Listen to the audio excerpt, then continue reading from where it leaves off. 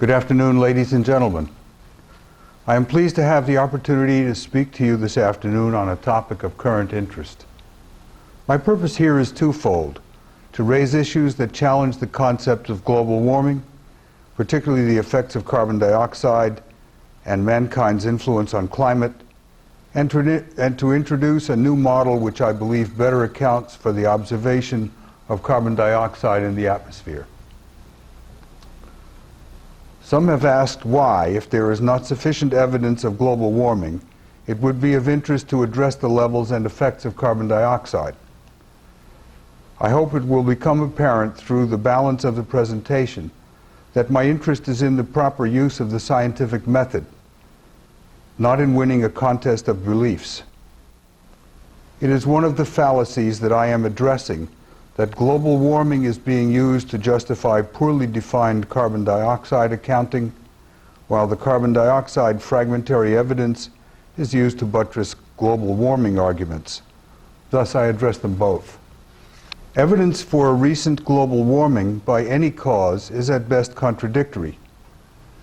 Predictions have been off by as much as 10, particularly from older data, and more recently, multiples of 2 or 3 in the late 90s and 2000.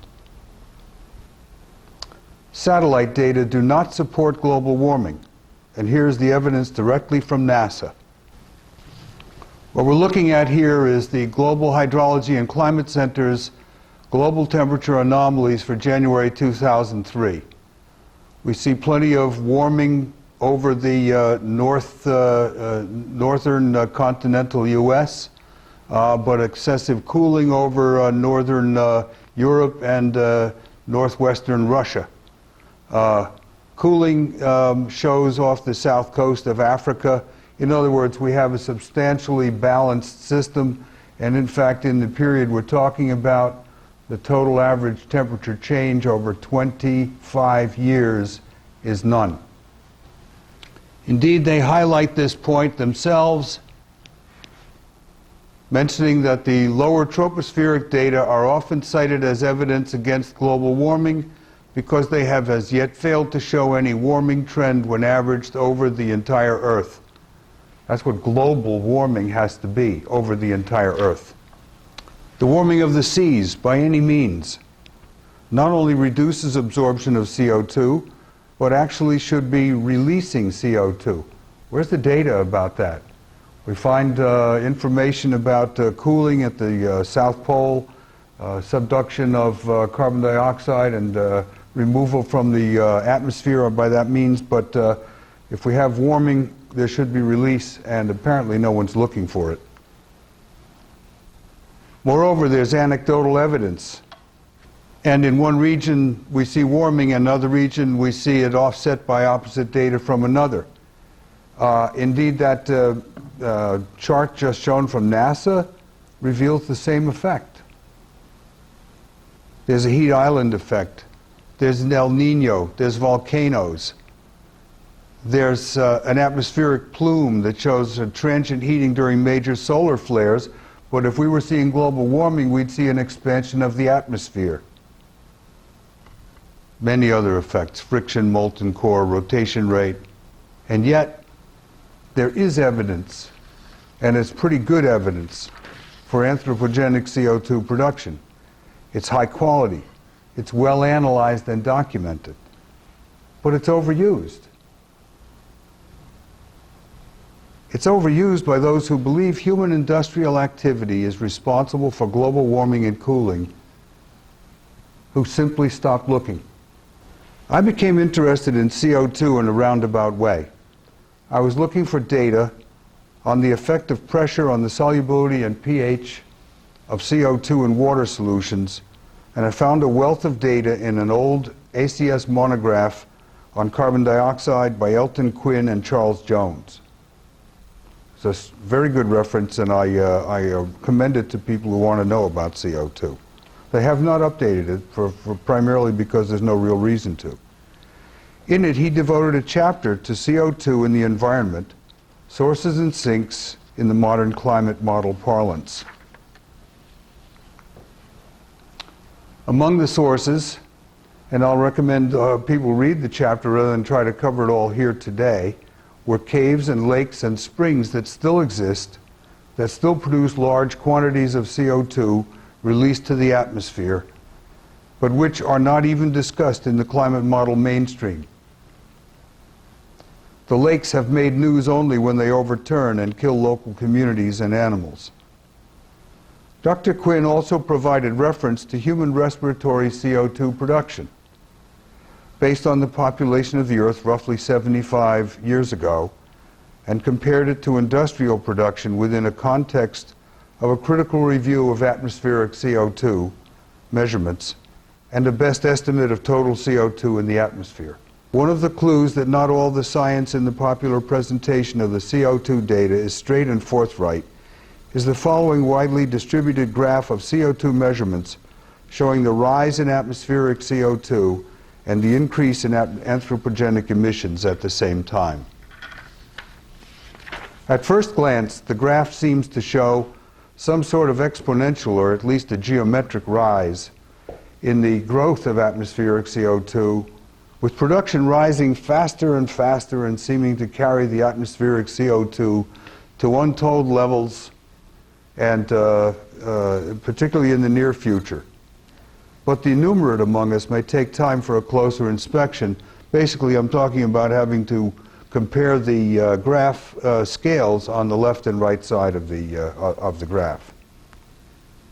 You'll notice that over here on the left we're talking about CO2 concentration in parts per million by volume. This is the standard way of discussing CO2 in the atmosphere. This CO2 emissions in millions of metric tons of carbon requires you to make multiple conversions. I've taken the time, and in the following slide I've regraphed the data using a consistent scale, parts per million by volume, for both the existing CO2 level in the atmosphere and for the increase measured annually. Note that one of the things that's important to recognize is that just because we've identified a process doesn't mean we've identified a source. There is some CO2 going into the system, but that doesn't prove that we know where it's coming from. And in fact, in this regraphing, we see that the anthropogenic emissions are not cumulative on the graph, and the total atmospheric CO2 is cumulative. So the blue line does not imply the orange line should be flat, but merely that the orange line's rise is more or less a linear one, about 1.5 parts per million annually, or just half the so-called anthropogenic contribution. Now, the IPCC, which is the Intergovernmental Panel on Climate Change, has no problem with this. They have just defined the issue in terms of anthropogenic CO2, and they start out by saying that the CO2 is simply the sum of all the sources anthropogenic, less whatever is taken up by biochemistry of one kind or another, and that which is lost to the ocean. And then there's a kind of a factor allowed for adjusting that's called the land use factor.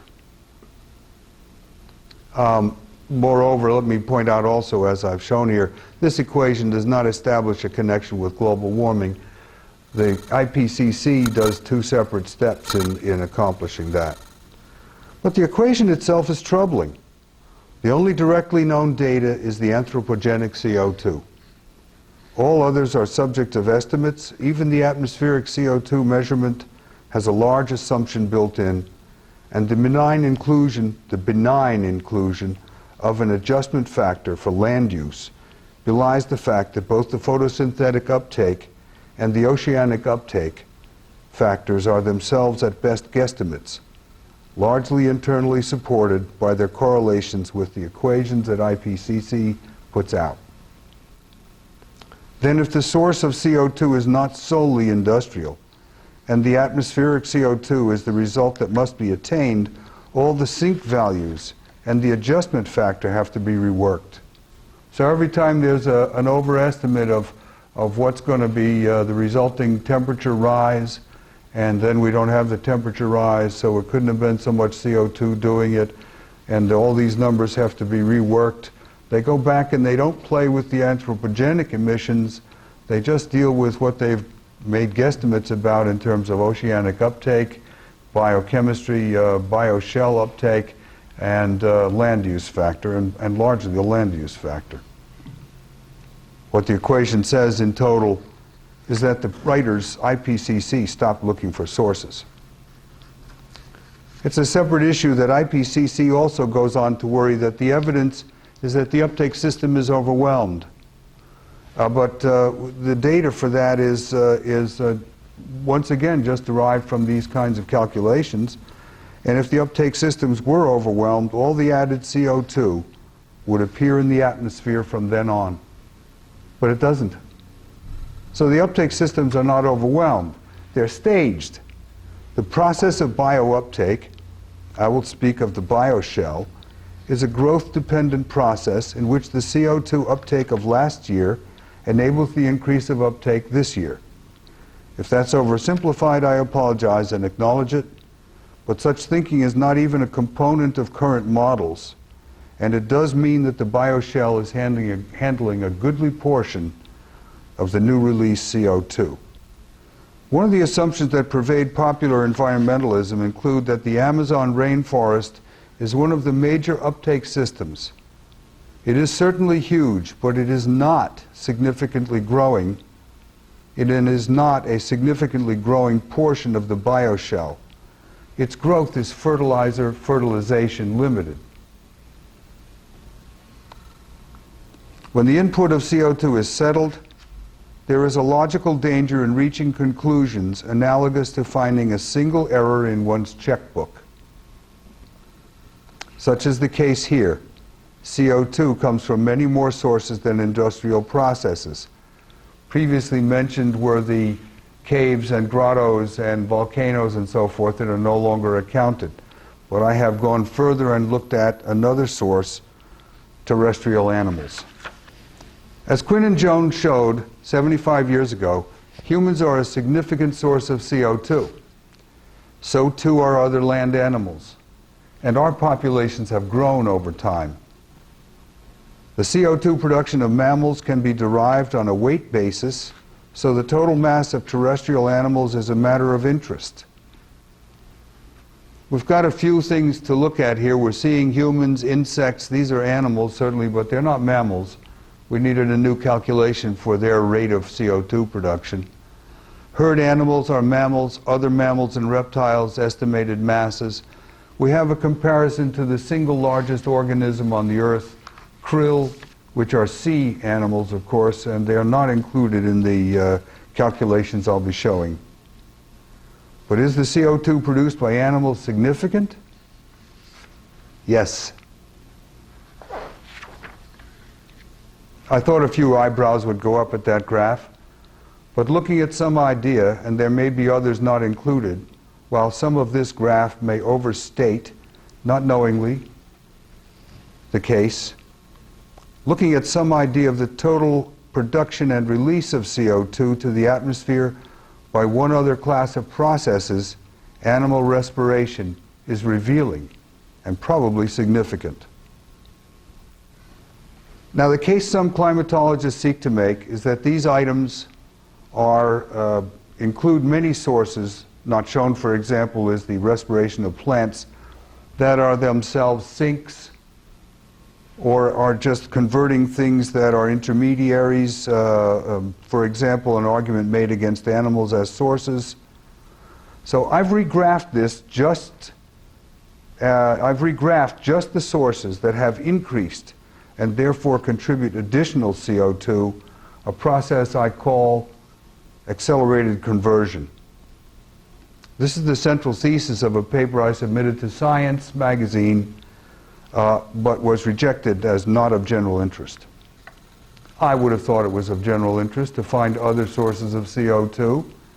And what I'm talking about here is a thing related to population growth. So we are not to confuse this with some background steady state analogy that the folks who would tell us about anthropogenic emissions would try to convince us about. This is growth, just as good a growth as the anthropogenic emissions. In fact, it's a significant growth. This figure shows two distinct processes of adding CO2. We see industrial, we see the rise of industrial. We see insect, we see the rise of insect. We see humans and herd. From the previous charts, we see their totals. The total animal production is going from about 80 gigatons a year to a bit over 90 gigatons a year, a rise of about 10 gigatons a year. Yet the actual rise in atmospheric CO2 is less than half the industrial production and only about 33% of combined terrestrial accelerated conversion shown here. So what did we find out? Population growth, accelerated conversion, CO2 is about 50%. Another 50% is going up every year over that accounted for by IPCC and others who tell us about anthropogenic emissions. The uptakes are clearly more robust than IPCC and others imply. And if this much CO2 can be uncovered by a relatively simple meta-study as I've carried out, might there not be more to find with some diligence, perhaps some funding, even assuming CO2 is a factor in global warming?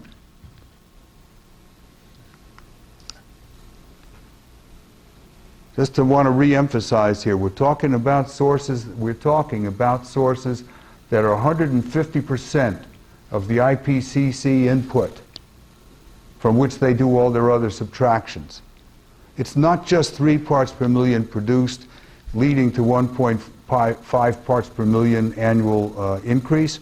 It's 4.5 parts per million produced, leading to 1.5 parts per million increase. How can adding to the problem help? After all, if in one sense we've already got more CO2 then we have to account for in the atmosphere, why does it concern us that there's even more CO2? Because I think we ought to be able to do our accounting a little better than we've been doing. And if we're going to make theories out of where the CO2 comes from and goes to, we ought to have all of it accounted for. On the other hand, the recognition that there's a possible distinction that might be a mechanical issue led me to recognize that there might be a good model to account for why we can put up even more CO2 than is generally recognized and yet end up with only the amount we end up in the atmosphere. In this model, I propose that upper atmospheric CO2 is charged, that is, it's added to, by releases or injection above the bioshell, a region roughly around the Earth about 150 feet high. And such sources would be aircraft, smokestacks that are taller than the bioshell, and volcanoes, of course. Those releases that occur into or below the bioshell, particularly dilute, dispersive releases, delay contribution to atmospheric CO2, they do not enter the mixing zone readily. They are retained in the bioshell because of the dispersive nature, because they are not plumes. Such things that do this kind of release are insects and animals and vehicles. I wanted to mention that there is a copy of this presentation, at least a paper that describes this model, available for the asking. Final point of science I'd like to address is where else? And my answer is the ocean. For some climatologists, the ocean must be a sink. The IPCC equation simply writes a minus delta CO2 for the oceans, and yet the ocean is not monoliquid. As an analogy to the word monolithic, it's not a monoliquid. It's sometimes a cold place where carbon dioxide is taken up, such as in the Antarctic subduction zone. And sometimes it's a source, such as in the mid-Pacific, El Nino, sources in the South Atlantic, where the surface temperatures are unusually warm as they were in 2005. How about the very chart that we just looked at from 2003, showing the anomaly over the northern Americas, warmer off the coast of Greenland and so forth. Might there not be warmer water there where CO2 is released?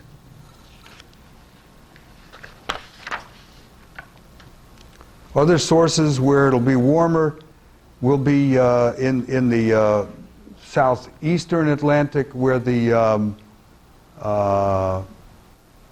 hurricanes are spawned, and we'll find our season this year starting at the end. Well, probably around the middle of August. It would be also a source if the oceanic equivalent of Lake Nyos in Cameroon, Africa, turned over and released gigatons of deep cold trapped CO2. People have already found deep cold trapped methane hydrate. And of course, methane is a powerful global warming gas as well. And so if there were some kind of effect that we could be concerned about, CO2 and methane would be of interest. And methane's been found, so possibly CO2 is there as well. I'm not saying that it's happened, by the way. Now, how much CO2 could the ocean release? Well, I don't know. It's estimated to hold 10 times the quantity now in the atmosphere. I think that's probably a little low. It holds 10 times the concentration in the atmosphere, but it also weighs a lot more than the atmosphere. And moreover, we really don't have good analyses for what it's like down where the pressure can generate solutions that are 7% CO2. On the other hand, it's bad science to ignore it as a source, to assume it's just a sink. And bad science is no basis for public policy. Earth Day warning. Ladies and gentlemen, the first Earth Day expressed the fears of scientists that the Earth was undergoing global cooling. We were heading toward an ice age due to man's fill-in-the-blanks, overweening pride, disregard for nature, environmental depredation, etc., etc. But when the cooling reversed and was perceived as global warming, the same scientists said this was also due to man's disregard for nature, environmental predation. Same cause, opposite effects. Now we hear rumblings of a theory of sudden climate change, day after tomorrow stuff, by which man's mismanagement of Eden will induce a crash of the environment, an overnight ice age. And all caused by the same thing? Is this reasonable? Since the beginning of mankind's existence, and before that as well, but no other species has fought back, humanity has been at odds with a mostly impersonal and lethal nature, wresting survival and comfort from it at great individual and group cost. Nature hasn't changed. And if the next climate change is seriously warmer or seriously cooler, whether it may happen in the year 3245 or 2007, the answer for our survival will be provided by energy usage improved by innovation and practical experience, not by mystical reverence for Mother Nature and hamstringing ourselves. Since we have a few more minutes, I would like to directly explain the usage of the word fallacy in the public title for this presentation. It was not mere rhetoric in its own right. There really are fallacies. Actually, there's a very good, I'm going to just skip ahead for a second here. There's a very good reference for fallacies. It's called www.fallacyfiles.org, and it was one of the places that I looked for some of these definitions to help highlight them here. Equivocation, for example, is a fallacy of using a word in two different contexts, as if they were the same, or when you need the one, you use it in the other. Global warming is a real thing, and it's a good thing. It accounts for why the Earth does not radiate away at night so much heat that it cools down and attains an average temperature of just 2 degrees Fahrenheit instead of the average temperature of 59 degrees Fahrenheit that we actually observe. Begging the question, events with no clear cause are described as due to global warming, then the evidence of the event itself is used to support the existence of global warming. You can't do that. Composition. A fallacy of composition occurs when characteristics of a system are used as evidence of the system as a whole. The appeal to consequences, the appeal to fear.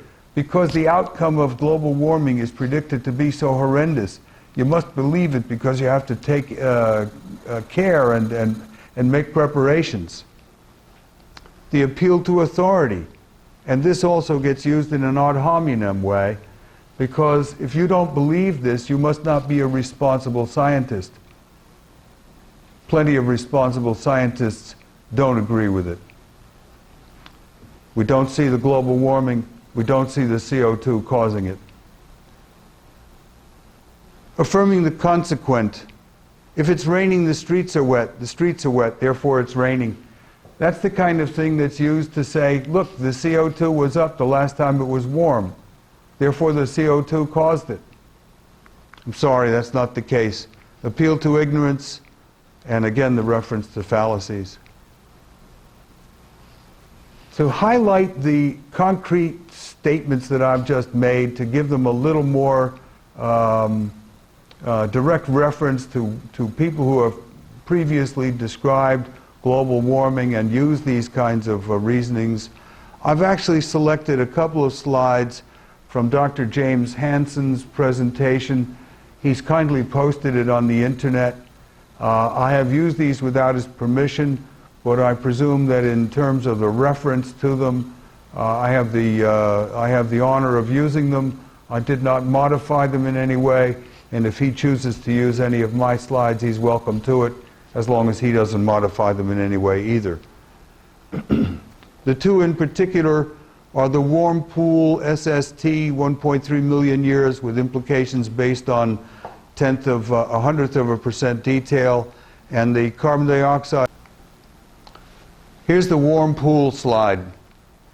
In particular, what I draw your attention to here is that the evidence shown is of a period in which the carbon dioxide has gone up and we are at some more or less stable temperature. Even this data doesn't show more than a ½ degree rise in temperature. And it's on a scale such that any single point back here could have been the same expanded scale data. So the proposed question is, let us go back to this peak 400,000 years ago, or any place on this peak, where we can see the same kind of data we were talking about. And we want to ask the scientist standing there to explain why he's got a high temperature and CO2. Because there's no industrial activity. In fact, there's hardly any human population at all. Finally, we'll take a look at this one, in which the carbon dioxide, methane, and estimated global temperature are presented on a series of graphs laying one over the other, and with extraordinary, almost inhuman matching of carbon dioxide, temperature, and methane data. We find that only in the last 133 years does the methane run right off the chart, and the carbon dioxide's running right off the chart. And yet, not only does the most recent 130-year period not prove that CO2 causes global warming, it actually teaches away from that concept. The CO2 is apparently rising faster than ever before, and yet the temperature is not changing. Thank you, ladies and gentlemen.